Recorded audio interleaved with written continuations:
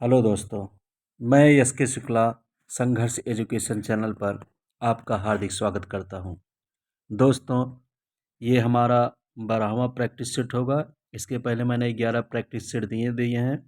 तो चलते हैं आज की प्रश्नोत्तरी पर और आपको सिर्फ इसका उत्तर बताना है। प्रश्न मैं पढ़ दूंगा और उत्तर आप इसका देंगे। तो चलते हैं आज की प्रश्नोत्तरी पर।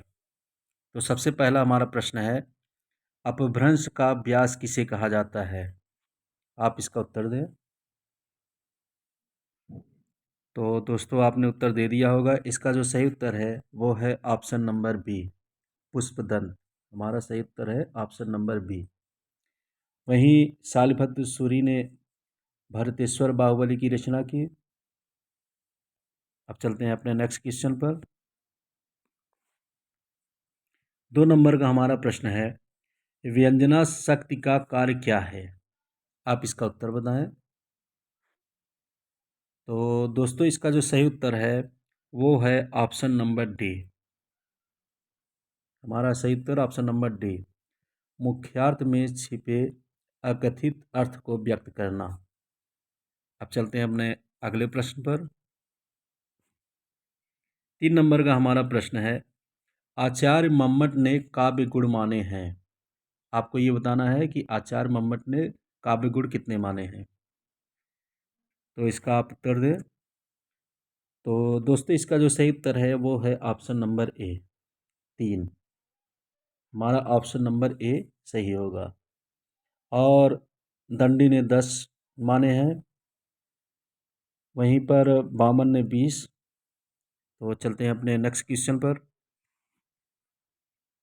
4 नंबर का हमारा प्रश्न है, ना कांत माप निर्भुम विभाति वनिता मुखम, यह किसका मत है? आप इसका उत्तर दें। तो दोस्तों, आपने इसका उत्तर दे दिया होगा। इसका जो सही उत्तर है वो है ऑप्शन नंबर डी, भामह। हमारा सही उत्तर ऑप्शन नंबर डी। अब चलते हैं अपने अगले प्रश्न पर। हमारा 5 नंबर का प्रश्न है, अलंकार संप्रदाय के प्रवर्तक हैं। इसको आप बताएं। और दोस्तों, इसका जो सही उत्तर है वो है ऑप्शन नंबर बी, भामह। हमारा सही उत्तर ऑप्शन नंबर बी, भामह। अब चलते हैं आज के प्रश्नोत्तरी का 6 नंबर। 6 नंबर का हमारा प्रश्न है, काव्य शोभाकरान धर्मान अलंकारात प्रक्षते, यह किसका अभिमत है? आप इसका उत्तर दें। तो दोस्तों, आपने उत्तर दे दिया होगा। इसका जो सही उत्तर है वो है ऑप्शन नंबर ए, दंडी। हमारा सही उत्तर ऑप्शन नंबर ए। अब चलते हैं अपने अगले प्रश्न पर, 7 नंबर पे। 7 नंबर का हमारा प्रश्न है, शब्द की वह शक्ति जिसमें वाच्यार्थ प्रकट होता है उसे क्या कहते हैं? आप इसका उत्तर बताएं।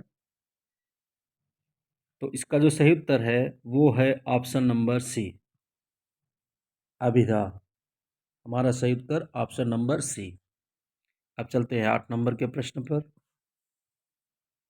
8 नंबर का हमारा प्रश्न है, सही युग्म की पहचान कीजिए। आप इसका उत्तर बताएं। इसमें गौड़ी में कौन सा होता है, वैदर्भी में कौन सा होता है, पांचाली में क्या होता है, इसको आपको बताना है। इसके कौन कौन से गुण होंगे, जैसे माधुर्य गुण, ओज गुण, ये किस में पाया जाता है? तो आप इसका उत्तर दें। तो दोस्तों, इसका जो सही उत्तर है वो है ऑप्शन नंबर बी, वैदर्भी माधुरी। हमारा सही उत्तर ऑप्शन नंबर बी। अब चलते हैं अपने अगले प्रश्न पर। अगला प्रश्न हमारा है, काव्य की का वह गुण जो चित्त में तेज और स्फूर्ति का संचार करता है, वह कौन सा गुण कहलाता है?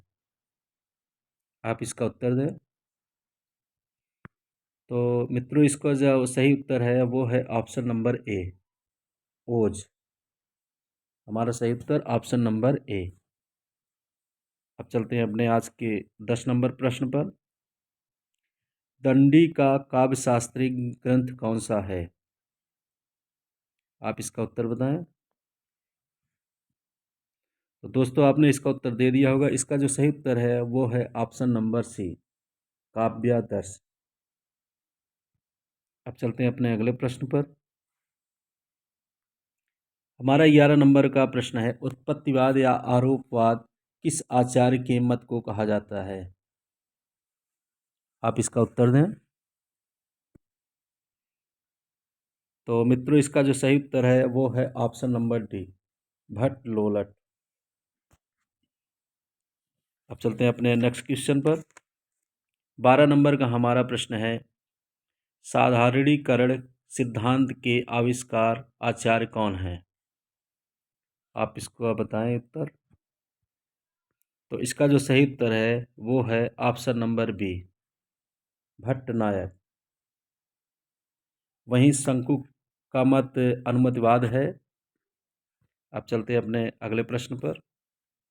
13 नंबर का हमारा प्रश्न है, अमिट रेखाएं किसका रेखा चित्र है? आप इसका उत्तर दें। तो दोस्तों, इसका जो सही उत्तर है वो है option number D, Satyavati Malik हमारा सही उत्तर है। अब चलते हैं अपने नेक्स्ट क्वेश्चन पर। 14 नंबर का हमारा प्रश्न है, सेतुबंध किसकी रचना है? आप इसका उत्तर दें। तो इसका जो सही उत्तर है वो है ऑप्शन नंबर ए, बनारसी दास चतुर्वेदी हमारा सही उत्तर ऑप्शन नंबर ए। वहीं रामकुमार वर्मा ने हिंदी का आलोचनात्मक इतिहास लिखा। अब चलते हैं अपने नेक्स्ट क्वेश्चन पर। 15 नंबर का हमारा प्रश्न है, कालिदास की प्रथम रचना कौन सी है? काफ़ी महत्वपूर्ण रचना है और टीजीटी 2021 में यह प्रश्न आया हुआ था। तो आप इसका उत्तर दें। तो मित्रों, इसका जो सही उत्तर है वो है ऑप्शन नंबर सी, ऋतुसंहार हमारा सही उत्तर ऑप्शन नंबर सी। अब चलते हैं अपने नेक्स्ट क्वेश्चन पर। 16 नंबर हमारा प्रश्न है, कुमार संभवम में कितने सर्ग हैं? आप बताएं, कुमार संभवम में कितने सर्ग हैं? तो मित्रों, इसका जो सही उत्तर है वो है ऑप्शन नंबर ए, 17 सर्ग हमारा सही उत्तर ऑप्शन नंबर ए। अब चलते हैं अपने अगले प्रश्न पर। 17 नंबर का हमारा प्रश्न है, शिशुपाल वध किसकी रचना है? इसका उत्तर बताएं आप।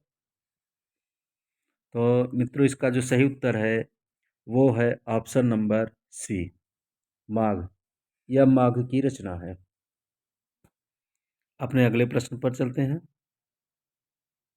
आपको बताना है, मालती माधव किसकी रचना है? आप इसका उत्तर बताएं।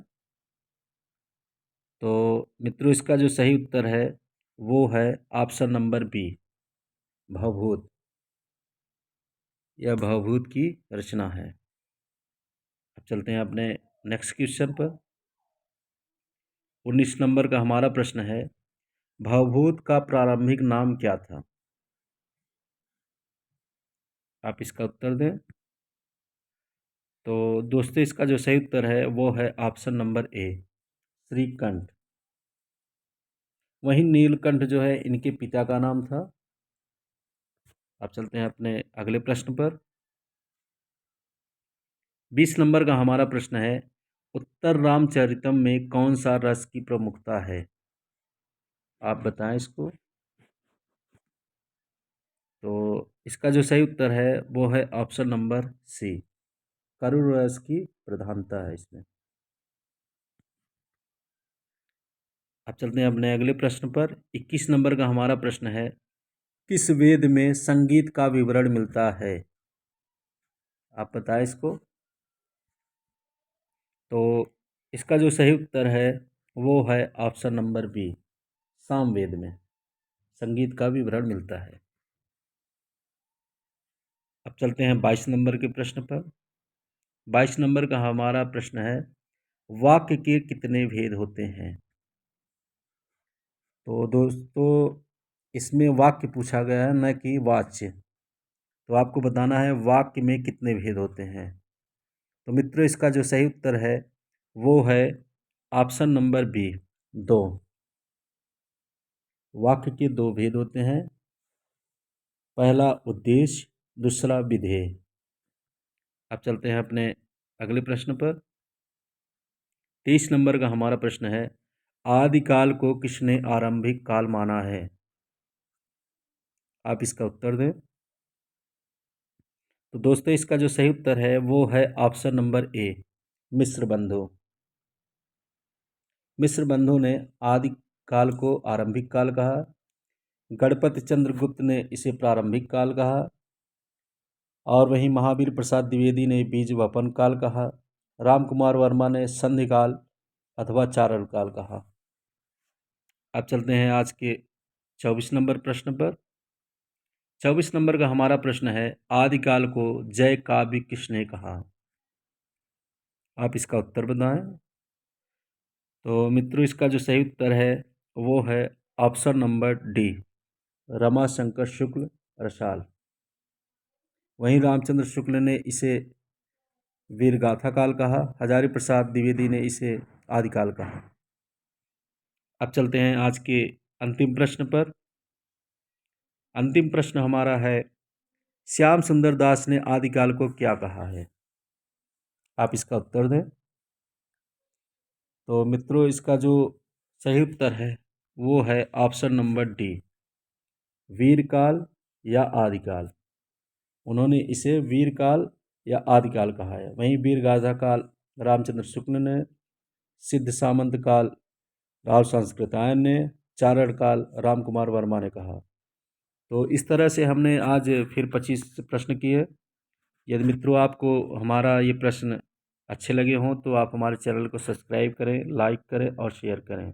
इसी के साथ मैं आपसे विदा लेता हूँ। धन्यवाद।